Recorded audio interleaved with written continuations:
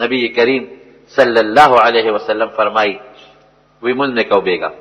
د بخاری شریف حدیث دی وی یو پیری راغ سرکشه پیری شیطان صفته انسانانو کې بعد شیطان صفته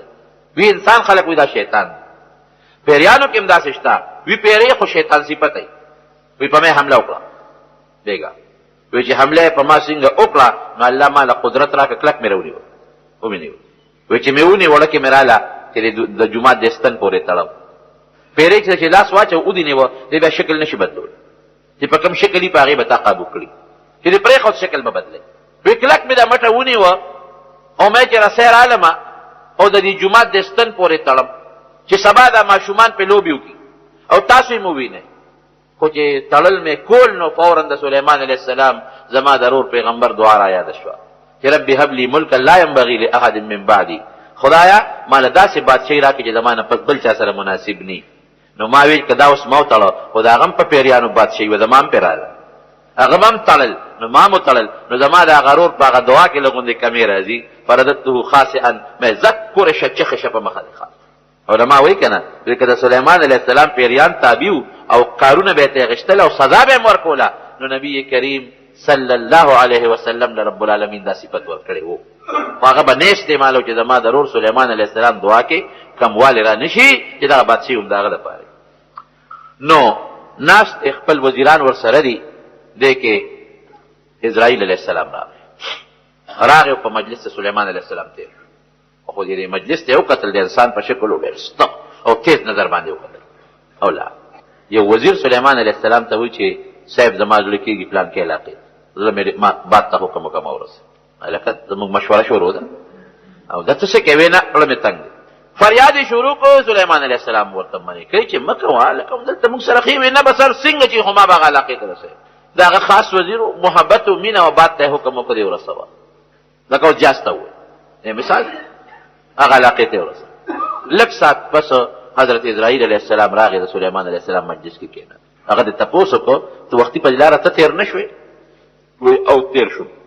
زما د دربار ته یو قتل وړ ستغ نظر سره طبيعت ډېر خړو سلام خو دی واچو خو طبيعت ډېر خړو څه چلو وی حیران شوم الله را ته حکم وکړي چې د سليمان علیه السلام یو وزیر دی پلان کې نوم دی او دی به د دنیا غفلان کې ګټ کې پلان کې کلی کې پلان کې ځای کې پزما کناستي ورشه ساته وباسه وخت پکې ولا زه په دې لار را تیر شوم چې مې قتل تاسو سره ناستو اوس څوک دې خدلته ناشته ما ته خو الله هغه ځای خولې دي هغه ته خدای میاشتې مزل دی بلا مزل دی هغه ته دلته ته سوخ کې نشم ځکه اسرائیل علیه السلام ته الله چې کم انسان خو او دا هغه ځای وته خو چې پلان کې ځای کې بناسي ساتي وباسا الته به وباسي نو ما ته خو الله ردی سړي متعلق هغه ځای خولې دي اته خو بلا مزل دی او دې نو الته رسیدیم نشي ګرانه خبره یقین نه دی اوس الله هم دروغ نه وي او نه الله خطا کیږي الله له خوري علم دی وای ما چې الله خبره به منم حق ځای ته ورده چې ورلما ټیم خلاو چې هغه ځای ته ورسېدم الترا ته ناس چرد ناستو سامي تر وچته کړه الله ته ورسول وګوره ورته کم ځای چې د انسان د مرګ د پاره مقرري کم ټیم مقرري ناغه ځای بدلی دي شي او ناغه ټیم کې فرقات دي او نبی کریم صلی الله علیه اے قران کې الله فرمایي ام من شیء الا يسبح بحمده ولكن لا تفقهون تسبيحهم اے بندگانو په مقدس مکه داسې شي نشته چې د الله تسبیح نه وي خو تاسو په نه پوهیږئ دا کار د الله تسبیح وي دا اونم د الله تسبیح وي دا مرغانم د الله تسبیح وي دا په دریاب کې دنه کبان میانم د الله تسبیح وي ولكن لا تفقهون تسبيحهم تاسو دا غیب په تسبیح پوهیږئ نه الله وي او نبی کریم صلی الله علیه وسلم فرمایي چې په دریاب کې میان د الله تسبیح وي سبحان الله سبحان الله الحمدلله مختلف تسبیحات وي او چې کم کب د الله تسبیح بن کی ښکار شي یا انسان ښکار کی یا بل حیوان پر راشي هغه او نه ښکار د الله تسبیح وي حدیث پاک کې راځي خو چې کله د الله تسبیح بن کو اوچ بشي روان یو بچی دا شرار کوي د الله تسبیحات وي او چې کله خاص وي د الله تسبیح بن کو یو طرف د الله ورواړي الته کې ودريږي خاص ستا چې کومه جامه په وجود دا د الله تسبیح وي او چې کله خیره نشي د الله تسبیح بند کی هر یو چیز داسې شی نشته ستا په وجود چې څومره ویختري د الله تسبیحات وي نبی علیہ السلام مبارک په ولاقه تیرېده په قبر تیرېده دوه قبرونو وی دا دواړو ته عذاب ملاوي یو دا متیازو نظر نه ساته او بل به چغلي کوله د قبر عذاب ملاوي څانګه یې راواغېسته په منځ یې نیمه کړه، نیمه په یو قبر خښه کړه، نیمه په بل قبر خښه کړه. نو بعضې علما وایي څوک خو وایي چې دا د نبي هم معجزه وه، خو بعضې علما وایي چې نبي علیه السلام وفرمایل چې تر څو دا اوچې شوي نه چې اوچې نه هغې پورې به د دواړو قبرونو والا نه عذاب معافي. او ولې دا خبره وکړه؟ نو څوک وایي معجزه وه او څوک وایي نه، دې کې مقصد دا و چې دا دواړه بوټي تسبیح وي په دې قبر باندې. نو تر څو چې دا اوچې شوي نه تسبیح یې بند نه دي ته به عذاب نه. ګوره بوټي هم تسبیح، مونږ په تسبیح پوهېږو. یو لوی بزرګ دی غالبا امام ابو حنیفه رحمت الله علیه متعلقه وی په لاره روان یو سپی و او هغه سپی ډېر بد شکله و. امام صاحب زمونږ چې دی دا صاحب کشف و، د کشف خاوند هغه چې بچه اودس کو، حدیث پاک کې راځي نبی علیه السلام فرمایي چې د اودس د اوبو سره ګناه راځي، هغه ګناهونه به په سترګو ورته ښکارېدل، لیدل به هغه ګناهونه. یو هلک اودس کو، امام صاحب رحمت الله علیه چې ورته وکتل د هغه د اودس د هغه اندامونو نه د اوبو سره ګناه به ده، ګناه په سترګو خو نه ښکاري. هله کشف نو پې پوهېده، ورته وی یا ولد تب من الزنا، ای بچیا د بدعملۍ نه توبه وباسه، ستا د دې اوبو سره چې کومه ګناه بېږي هغه بدعملي ده، توبه وباسه. هغه وی تبت الی الله، بس د نن نه پس مې توبه ده. بل سړي باندې تېر شو، هغه اودس کو، د اودس اوبو سره لاندې ته ګناه به ده. امام ابو حنیفه رحمت الله علیه چې وکتل هغه د شرابو ګناه وه. یا ولد تب من شرب الخمر، بچې د شرابو د څښو نه توبه وباسه. وی ښه بابا بس نن نه مې توبه ده. دا کشف به امام ابو حنیفه رحمت الله علیه ته کېده، زموږ محدثین دي کې. نو حاصل دا دی چې دا کشف او دا قسمه څیزونه نو امام صاحب په لاره تېرېده، نو سپی و ډېر بد شکله و. نو دې ملګرو ته وایي یاره ډېر بد شکله سپی دی، سپي ورسره خبرې وکړې. د یو نیک انسان دپاره دا کرامت دي. وی ګوره ما ته دې بد شکله وی د ما نه نفرت دې وکړو، وی دا شکل خو دا بد شکلي خو ما ځان له پخپله نه ده پیدا کړې، که د ما خوښه وې نو ما به ځان سپی پیدا کو،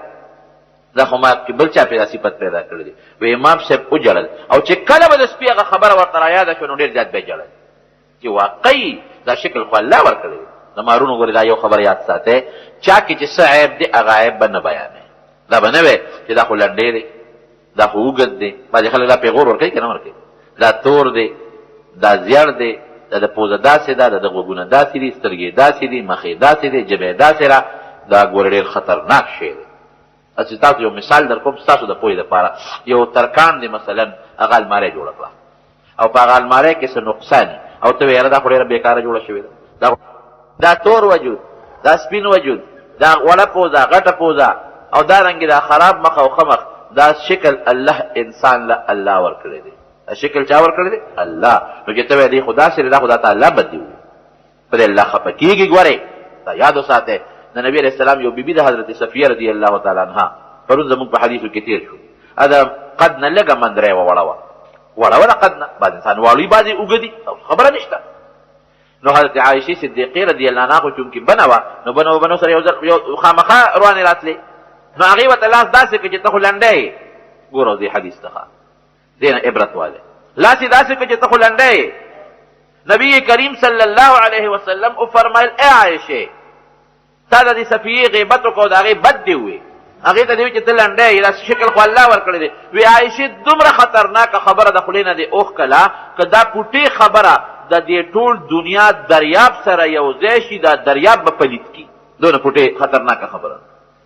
او چې کوم انسان په بل انسان کې عیب راوباسي، رسول الله صلی الله علیه وسلم فرمایي دا انسان چې مري اله به انسان وجني چې هغه عیب الله دکې پیدا کړي. دا ولې د مسلمان عیب بیان؟ نو قطعا یو انسان په شکل کې نقصان، دا شکلونه خو الله ورکړي دي که نه، دا خو د الله بندګان دي. او الله وی خلقنا الانسان فی احسن تقویم، د انسان ښایسته ښکلي شکل ما ورکړی دی، خو د چا به رنګ یو شاني، د چا به بل شاني، دا د شکریې لپاره الله دا فرقونه پیدا کړي دي. عیب به بالکل د چا نه بالکل به نه بیانوي قطعا. دا تور دی، دا داسې وي دي تور. حضرت بلال رضی الله عنه د شکل نه تور دی، لیکن د الله په نسبت لوی مقام لري، شکل ته خو الله نه ګوري. نبی کریم صلی الله علیه وسلم فرمایي، حدیث کې راځي د بخاري شریف، چې دوه ښځې په لاره روانې دي، دواړو سره زامن دي، ماشومان تېرودونکي. یو ځای کې دمه وکړله، شرمخ راغی د یوې ښځې بچی وتښتو. چې کوم ماشوم بل دوی پاتې شو، نو دواړو ښځو پې دعوه وکړه، اوس بچی خو د یوې دی، د یوې ښځې بچی خو شرمخ وتښتو، خو چې دا کومې دواړه ښځې دي، دواړه وایي یو وایي دا زما دی، بل وایي زما دی. یوې خپله مور ده او بل پې دعوه وکړه. حضرت داود علیه السلام له فیصله راوړه، وایي چې زمونږ د دواړو بچیو او په صحرا کې یوه ښځه وایي د دې بچی یې وړی دی دا زما دی، بله ښځه وایي نه دا زما دی، د دې ښځې بچی شرمخ وړی دی. بچی چونکې دغه وخت کې چې داود علیه السلام له فیصله راله مشرې ښځې سره و چې کومه مشره ده غیږ کې د هغې و، او د کشرې ښځې خو ګوان هم نو، ځکه خو ځنګل و بیابان او څوک شته هم نه، ګوان هم نشته، څه خاص ثبوت هم نشته. نو حضرت داود علیه السلام دې ته وکتل چې چونکې قابضه دا مشره ده او بچی د دې په لاس کې دی، وی به ستا دی. کشره ښځه خفه شوه چې دا خو بچی زما دی، او مشر وی نه زما دی، او ما له فیصله وشو. چې راتېر شو د داود علیه السلام نه راووتل، نو حضرت سلیمان علیه السلام عمر 14 کالو نه کم دی اوس، هغه باندې رالل. وی څه مسله شوه؟ بابا دله فیصله وکړه وی او وی ماشوم د چا شو؟ وی د دې مشرې. کشر وی دا زما دی، مشر وی نه زما دی، او ما له داود علیه السلام فیصله وکړه. سلیمان علیه السلام ورته وی زه دله فیصله ونه کړم، که ستاسو خوښئ او زما په فیصله راځي چې زه درله وکړم. کشر وی خو ډېره ښه ده که زما شي چېرته، مشر وی چې پلار یې زما په حق کې فیصله وکړه دا دې به هم کوي، وی ډېره ښه ده په تا فیصله کوم. ګوره هوښیارتوب ته سلیمان علیه السلام وی چاړه راوړی، چاړه یې راوړه په کاڼي وواله تېرې کړه. وی د په دې څه کې؟ وی دا بچې به په میان 2 ځایه کړو، نیم به د یوې شي او نیم به د بلې شي، نیم به یې کړو بس، ځکه ته وی زما دی نه یې پرېږدې، او وی زما دی نو بل علاج نشته. ټوکړه باندې چې جګړه راشي نو بس خلک یې نیمه نو، په ځمکه جګړه راشي نو نیمه یې نو، په پیسو جګړه راشي د 2 کسو نیمه یې نو. دا ماشوم به په دامیان باندې 2 ځایه کم، نیم د یوې ښځې نیم د بلې چاړې ته یې ګوته کړي چې ماشوم یې لاس کې واغې چې هغه کشرې چغې جوړې کړې، مشرې غږ نه کو، او کشرې فریاد جوړ کړو، لوی چغې شروع کړې او وروڼې شروع کړې ای د خدای بنده سلیمانه دا ماشوم مه ذبحه کوه، د دې مشرې شو خیر دی خو مې ذبحه کوه، زما دې نه خیر دی، بس زما دې نه د دې دې وي خو ګوره چاړه ولې یو نس شکرکار یو چغې هغه نخرې یې جوړې کړې چې سلیمان علیه السلام پوه شو چې دا دومره درد دی کشر یې وکړه که نه، او دا چغې ووالې دا بچي د دې د مشرې پروا هم نشته،